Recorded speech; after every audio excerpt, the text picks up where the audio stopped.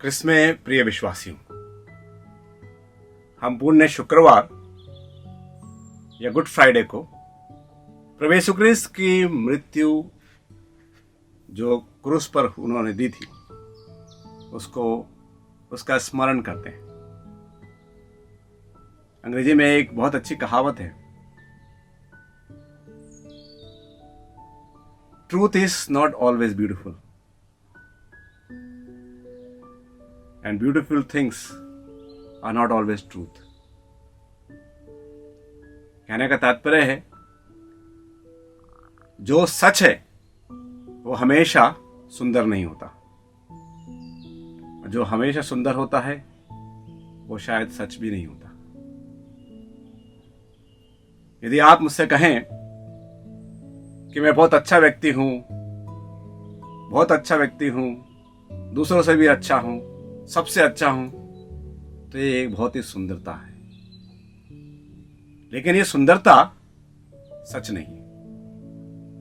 लेकिन यदि आप जानते हैं कि मैं दोषी हूं, गलत जीवन जी रहा हूं, पाप करता हूं, और आप मुझसे बोले कि आप पापी हैं, आप में दोष है, आप जो कहते हैं वो करते नहीं हैं, तो ये तो सुंदरता नहीं है। इससे कड़वाहट पैदा होती है, लेकिन यह तो सत्य है। तो जैसे मैंने बताया, सत्य हमेशा सुंदर नहीं होता और सुंदरता हमेशा सत्य नहीं होती। जब हम प्रभु यीशु क्रिस्त की इस मृत्यु, उनके इस बलिदान की स्मृति मनाते हैं, तो हम आज इस सत्य से वाकिफ होते हैं जो उतना सुंदर नहीं है। वो यह है कि प्रभु यीशु क्रिस्त मेरे कारण मर गए। प्रभु यीशु क्रिस्त आपके कारण मर गए, क्योंकि आपने और मैंने पाप किया है, और हमें पापों से मुक्त करने के लिए उन्होंने क्रूस पर अपना बलिदान दिया। पाप मनुष्य को ईश्वर से अलग करता है, और यदि हमें ईश्वर के पास वापस आना है, उनकी संगति में वापस आना है, तो हमें पाप की इस समस्या से निपटना होगा। ईश्वर न्यायप्रिय है, साथ ही साथ वो दयालु है, वो प्रेममय है, वो पवित्र है। तो जब हम पाप करते हैं तो उसकी पवित्रता के साथ समझौता करते हैं, और यदि हम सजा पाते हैं तो उसकी दयालुता के प्रति समझौता होता है। लेकिन ईश्वर को दोनों ही काम करने पड़ते हैं। जब मैं पाप करता हूं और यदि मेरे पापों को मुझे पाप में जीवन को जीने के लिए प्रोत्साहित करेगा प्रभु, और जीने देगा मुझे पाप में जीवन, तो इसका मतलब यह है ईश्वर की पवित्रता अब उतनी पवित्रता नहीं रह गई, क्योंकि मैं जो उसकी संतान हूं पाप में हूं। और यदि प्रभु मुझे पाप की सजा दे तो उस पिता परमेश्वर की दयालुता के साथ समझौता हो जाता है। तो पवित्रता और प्रभु की दयालुता दोनों के बीच एक संतुलन है। वो अपनी पवित्रता के कारण हमारा न्याय करता है और अपनी दयालुता के कारण हमारी रक्षा करता है। इस बात को मैं एक उदाहरण के द्वारा समझाना चाहूंगा। मान लीजिए मैंने देश का कानून तोड़ा है, देश की संपत्ति को हानि पहुंचाई है, पुलिस ने मुझे पकड़ लिया, मेरा अपराध सबके सामने है, और मुझे अदालत में लेके जाया गया। अदालत पहुंचकर मैं देखता हूं जो न्यायाधीश है वो मेरा पिता है, सांसारिक पिता है। अरे भाई अच्छी बात है, अरे मेरे डैडी, मेरे पिता तो न्यायाधीश हैं।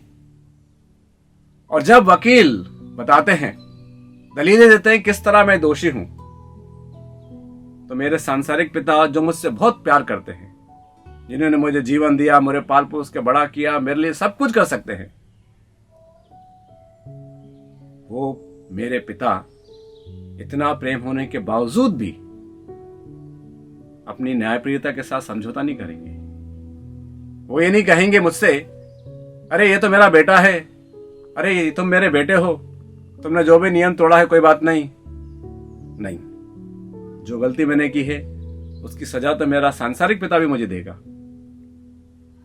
मान लीजिए उन्होंने कहा सजा के तौर पर मुझे 5 लाख रुपए जमा करने हैं। यदि मैं 5 लाख रुपए नहीं दे पाऊंगा तो मुझे जेल जाना होगा और वर्षों जेल में सड़ना होगा, और इतना श्रम करना होगा कि उस श्रम की कीमत 5 लाख रुपए हो। उसके बाद ही मैं उस कैद से छूटूंगा। कई वर्षों के लिए मुझे जेल जाना पड़ेगा, और मेरा सांसारिक पिता जो जज है, न्यायाधीश है, वो मुझ पे जुर्माना लगाता है, मुझे ये सजा देता है।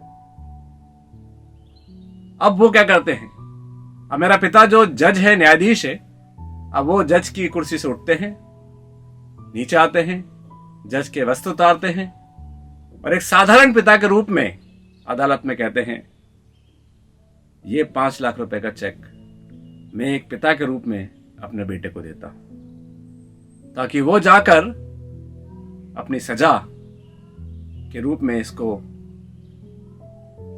जमा कर दे, जिससे वो सजा से मुक्त हो जाए, जिससे वो सजा से मुक्त हो जाए। हम लोग सोचते हैं सजा क्या है? शारीरिक दंड, बीमारी, गरीबी, दुर्भाग्य का होना, विपत्ति का आ जाना, यही सब जो हम यही सोचते हैं। यदि किसी घर में हम देखते हैं कोई बीमार रहता है, एक के बाद एक सोचते हैं यार उन्होंने पाप किया, पूरा घर ही ऐसा, उनका पिता भी ऐसा था, उनकी माँ भी ऐसी थी, उनके दादा भी ऐसे थे। तरह तरह की बातें हम लोग कहने लगते हैं, तरह तरह की बातें हम लोग करते हैं, लेकिन ये सही नहीं है। पाप का परिणाम होता है अनंत मृत्यु। संत पौलुस कहते हैं the wages of sin is death. पाप का वेतन मृत्यु है, और ना सिर्फ शारीरिक मृत्यु बल्कि अनंत मृत्यु। हमारी शारीरिक मृत्यु और अनंत मृत्यु में बहुत अंतर है। शारीरिक मृत्यु वो सब मनुष्य प्राप्त करते हैं जिन्होंने शरीर धारण किया, जिन्होंने जन्म लिया, चाहे वो संत हो चाहे वो अपराधी हो। अनंत मृत्यु उन्हीं को मिलती है जो पाप करते हैं, जिनके अपराध क्षमा नहीं होते हैं, उन्हें ही अनंत मृत्यु प्राप्त होती है। आप खुद सोचिए कितना घनघोर सजा होगी वो हमारी, कितनी घनघोर सजा होगी जब हमें अनंत मृत्यु का सामना करना पड़ता है। हम लोग सोचते हैं मैं दान करता हूं, मैं दया दिखाता हूं, मैं लोगों से अच्छी तरह बातें कर लेता हूं, मैं प्रवचन दे लेता हूं, मैं अच्छा गा लेता हूं, मैं म्यूजिक बजा लेता हूं, मैं लोगों को अच्छा सिखा सकता हूं, मेरे को कारीगरी का काम अच्छा आता है। मैं सोचता हूं ये सब करना, ये सब ईश्वर के लिए बहुत अच्छी बात है, सही है। भले काम भले होते हैं ईश्वर की दृष्टि में, लेकिन ईश्वर के लिए ये, जब ईश्वर हमारी पापमय जीवन को, ईश्वर हमारे पापमय जीवन को देखता है, एक तरफ एक तराजू में मेरे पाप, एक तराजू में मेरी भलाई जिनको मैं मानता हूं, ईश्वर के लिए मैले चिथड़े कपड़े के समान है वो भलाई के काम जो मैंने किए हैं। तो यदि मुझे अनंत जीवन प्राप्त करना है तो मुझे वास्तव में क्या करना होगा? ईश्वर की उस दयालुता को ग्रहण करना होगा जो ईश्वर ने मुझे दी है। कई बार हम लोग गफलत में रहते हैं, हम लोग सोचते हैं मैं अच्छा हूं, मैं दूसरों के जैसा नहीं हूं, हाँ थोड़ी कमी है मुझ में, लेकिन उनके जैसा मैं नहीं हूं। मैं घर में लड़ाई झगड़ा करता हूं अपने पति और अपनी पत्नी से, अपने बच्चों को, लेकिन दूसरों के जैसा नहीं हूं जो गली में मारता हूं अपनी पत्नी को, अपने बच्चों को। मैं घर में बैठ के पीता, मैं दूसरों के जैसा नहीं हूं जो सबके सामने पीता। तो हम लोग ऐसे ही सोचते हैं कि मैं अच्छा हूं, इसी कारण से मैं अच्छा। यदि एक कक्षा में एक बच्चे को 5 नंबर मिले और दूसरे नंबर को 25 नंबर मिले, बच्चे को 25 नंबर मिले, तो जो 25 नंबर लेके आता है वो सोचता है मैं उससे बेहतर हूं जिसको 5 नंबर मिले। उसको तो 5 नंबर मिले, मैं तो 25 लेके आया हूं। लेकिन मूर्ख, पास होने के लिए तो 50% चाहिए। चाहे मैं 49% लेके आऊं, चाहे मैं 5% लेके आऊं, चाहे मैं 25% लेके आऊं, फेल तो मैं हो ही जाता हूं। तो इसीलिए किसी को भी इस गफलत में नहीं रहना चाहिए कि हम अपने भले कार्यों के कारण बच जाएंगे। हम अपने भले कारणों के कारण नहीं बचेंगे। हम जब बचेंगे जब हम स्वीकार करते हैं, प्रभु मुझे तेरी क्षमा की जरूरत है, मुझे तेरे उपहार की जरूरत है। मान लीजिए जब उस जज ने, जो मेरा पिता है, मुझे 5 लाख रुपए का चेक बना के दिया और बोला बेटा जाओ इसको जमा कर दो ताकि तुम्हारी सजा माफ हो जाए, और यदि मैं कहूं नहीं पिताजी मुझे नहीं चाहिए आपके पैसे, मैं उस चेक को स्वीकार करता नहीं हूं, तो क्या होता है?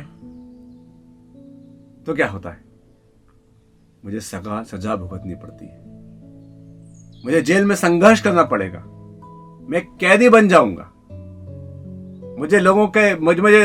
मुझे दरिद्र वस्त्र धारण करने पड़ेंगे, मुझे थाली और ग्लास लेकर लाइन में खड़े होकर खाना खाना पड़ेगा, श्रम करना पड़ेगा, मुझे मारा जाएगा, मुझे दुत्कारा जाएगा, मुझे सजा दी जाती है, एक अकेले कोठरी में मुझे बंद कर दिया जाता है, मैं अपने परिवार के साथ नहीं रह सकता हूं, मैं परिवार से अलग हो जाता हूं, मैं एक अकेला जीवन जीता हूं, मैं एक अपराधी हूं और अपराधी का जीवन जीता हूं।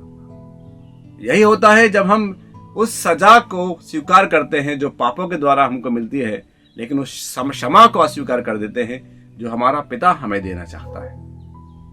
तो उस लड़के को पिता का वो चेक स्वीकार करना चाहिए और इसे भर देना चाहिए। और ये 5 लाख रुपए क्या है?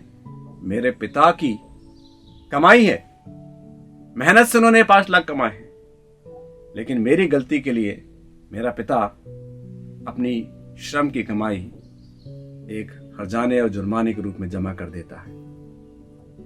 प्रभु यीशु ख्रिस्त की मृत्यु वह चेक है, प्रभु यीशु ख्रिस्त की मृत्यु वह चेक है जो पिता परमेश्वर हमको देता है कि हम अपने पापों की सजा की भुगताई कर सके, जुर्माना भर सकें और सजा से बच जाएं, पाप से बच जाएं, अपराध बोझ से मुक्त हो जाएं, एक स्वतंत्र और अच्छा जीवन अपने परिवारों के साथ जी सके। बाइबल कहती है प्रभु यीशु ख्रिस्त आएंगे, वे दोबारा आएंगे। Jesus will come again, परूसिया, second coming of Jesus, हम जानते हैं। और जब प्रभु के का जब यह दूसरा आगमन होगा, उस समय भले मैं शरीर में जीवित रहूं या मैं शरीर में जीवित नहीं रहूं, ईश्वर के लिए तो मैं जीवित हूं। उस प्रभु के आगमन से पहले मुझे अपने आप को तैयार करना है, और उस तैयारी के लिए सबसे जरूरी बात है कि मुझे मानना है कि प्रभु मैं पापी हूं। दूसरे भले ही मेरे पापों को नहीं जानते, लेकिन तू जानता है मेरे पाप क्या है। तू जानता है मेरे हृदय में कितनी गंदगी छुपी है, कितना घमंड है, कितना गुस्सा है, कितनी ईर्ष्या है, कितनी बुराई है, कितना झूठ है, कितना लालच है, कितनी विषय वासना है। कितनी बार मैं लोगों को दुत्कारता हूं, कितनी बार मैं लोगों को दबा देता हूं, कुचल देता हूं, कितनी बार मैं अपने शरीर के लिए दूसरों को कष्ट देता हूं। जब मैं इन बातों को अपने दिल में स्वीकार करता हूं और पश्चाताप करता हूं, बोलता हूं हे पिता मैंने पाप किया है, मुझे क्षमा कर। प्रभु यीशु ख्रिस्त का जो बलिदान क्रूस पर हुआ था, उसमें मैं विश्वास करता हूं कि वो मेरे पापों की क्षमा के लिए है और मुझे पापों से मुक्त करता है। तो सचमुच में मैं प्रभु के इस मृत्यु का वो फल पाता हूं जो मुझे और मेरी आत्मा को अनंत मृत्यु से बचाता है। प्रभु यीशु ख्रिस्त जिन्होंने क्रूस पर अपना लहू बहाया और अपने घावों के द्वारा हमें स्वस्थ किया है, पापों से मुक्त किया है, हमको और हमारी आत्मा को स्वच्छ और पवित्र बनाए।